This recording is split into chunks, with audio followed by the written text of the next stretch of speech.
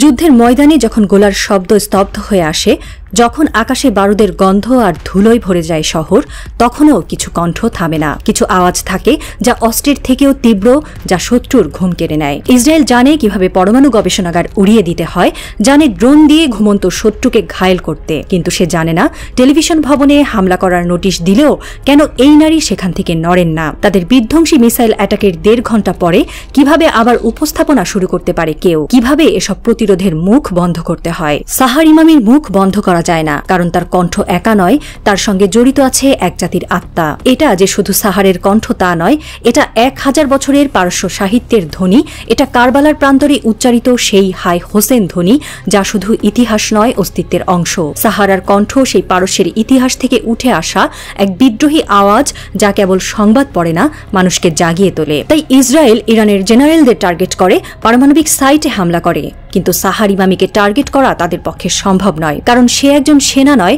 সে একজন জাতির প্রতিচ্ছবি। এক মিসাইল একজন সৈনিককে মেরে ফেলতে পারে, কিন্তু সাহার ইমামির মতো প্রতিরোধী চেতনা বারুদের চেয়ে বেশি জ্বলে। এবং ঠিক এই কারণেই ইসরায়েলের যুদ্ধ পরিকল্পনায় একটি নতুন ভয়ের নাম জুড়েছে, সাহার ইমামি সিনড্রোম। এটি সেই কণ্ঠ যা বোমার শব্দের ভেতর দিয়ে পথ খুঁজে নেয় মানুষের মনে, যা যুদ্ধের গন্ধ ছড়ানো বাতাসেও আত্মবিশ্বাস ছড়িয়ে দিতে জানে। ইসরায়েল বুঝতে শিখেছে, গোলা একদিন ফুরায়, ট্যাঙ্কের তেল একদিন শেষ হয়, কিন্তু মুখ যদি না থামে, প্রতিরোধের আগুন কখনো নেভে না। রাষ্ট্রীয় টেলিভিশনের সম্প্রচার যখন বন্ধ হওয়ার পথে, তখনও সাহার থেমে যাননি। তার কণ্ঠ ছড়িয়ে পড়েছে YouTube live, Instagram story, Telegram চ্যানেলে। এক মুহূর্তের মধ্যে সাহার ইমামি হয়ে উঠেছেন যুদ্ধমুখর ইরানের প্রতীক। কেউ কেউ বলছেন তিনি আধুনিক যুগের ফাতেমা, কেউ বলছে মিসাইলের শহরে আগুনের ফুল। যুদ্ধক্ষেত্রের সামনে এই মাইক্রোফোন কি এতটাই শক্তিশালী? হ্যাঁ, যদি হাতে থাকে সাহার ইমামির মতো একজন নারীর কণ্ঠ।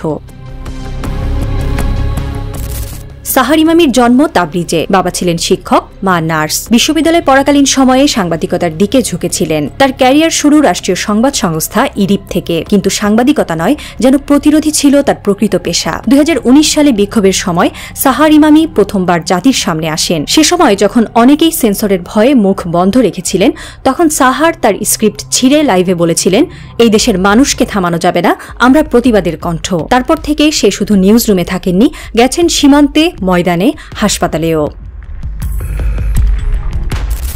ইরানে নারীরা শুধু হিজাব পরে না, তারা রক্তের নিচে ইতিহাস বয়ে আনে। সাহার ইমামি সেই ইতিহাসের এক প্রবাহ। অনেকেই বলে সে রাষ্ট্রের মুখপাত্র, কিন্তু বাস্তবে সে রাষ্ট্রেরও ঊর্ধ্বে এক জাতির আবেগ, বিশ্বাস ও অস্তিত্বের প্রতিনিধি। আন্তর্জাতিক মিডিয়া যখন ইরানকে দোষারোপ করে, তখন সাহার ইমামি বলে, তোমরা আমাদের ইতিহাস জানো না, আমাদের বুকের হিম্মত দেখনি।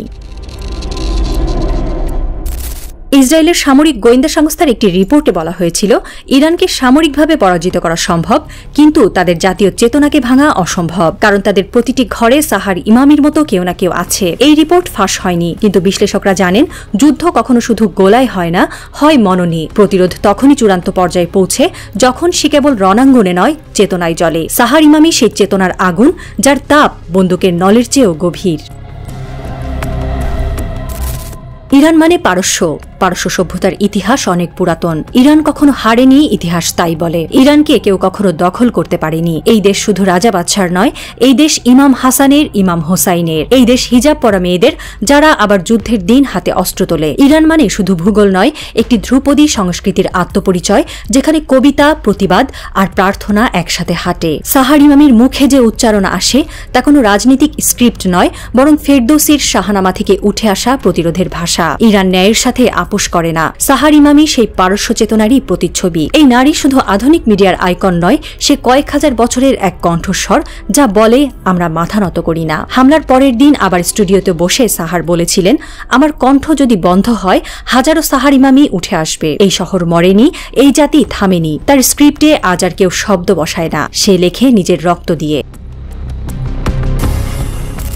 সাইরেন আবারও বেজেছে। তেহরানের আকাশে আবারও অন্ধকার, কিন্তু এবার শহর জানে, সাহার একা না, ক্যামেরার পেছনে আছে লাখো কণ্ঠ। প্রতিটি বাড়িতে এখন এক একটি নিউজ ডেস্ক। এই নারী শুধু সংবাদ পাঠিকা নন, তিনি ইতিহাস, তিনি প্রতিরোধ, তিনি ইরান। আর এজন্যই ইরান কখনো হারে না। যুদ্ধের শেষে যখন ধুলোমাখা শহরের আকাশে সূর্য ওঠে, তখন একটা কণ্ঠ শোনা যায়। সাহার ইমামির মতো নারীদের দৃপ্ত সাহসী একটা দেশকে বাঁচিয়ে রাখে।